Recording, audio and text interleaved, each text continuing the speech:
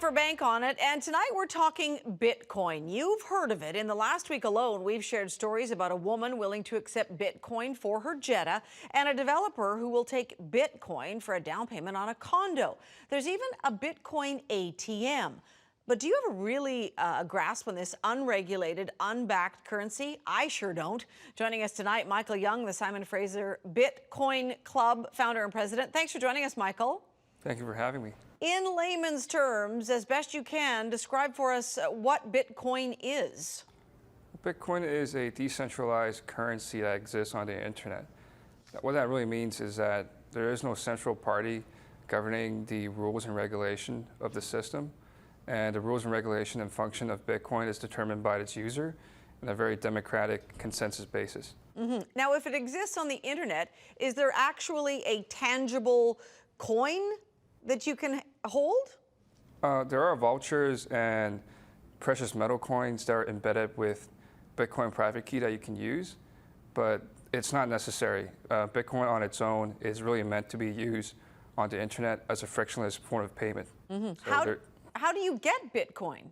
Well, you can buy it at the ATM here in Vancouver at Waves Coffee, or if you want, you can go on one of the many online exchanges that exist where you can buy Bitcoins by depositing money into an account.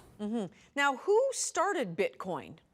Bitcoin started in 2009 by an anonymous programmer by the name of Satoshi Nakamoto.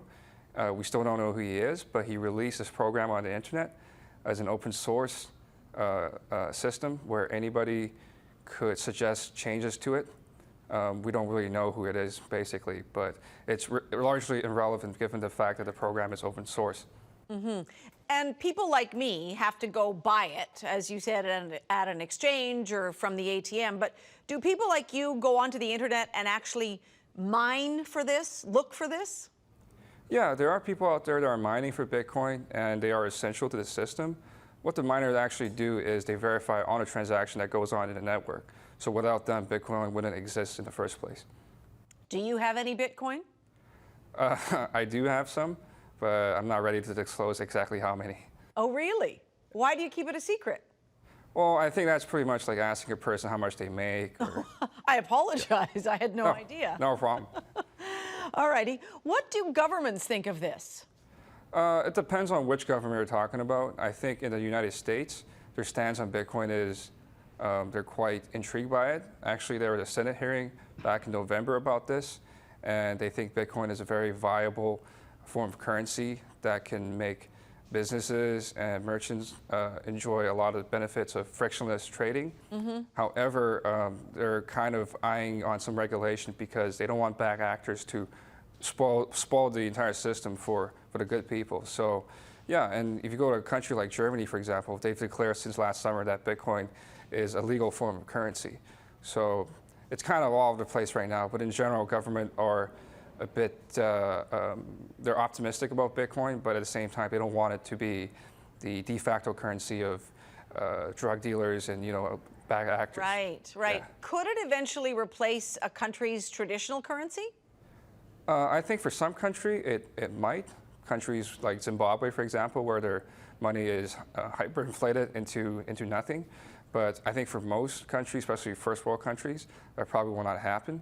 But Bitcoin can be a way for countries to transfer wealth between each other, given how cheap and secure it is. Because it isn't regulated, is there a danger that this whole system could collapse and it could all become worthless?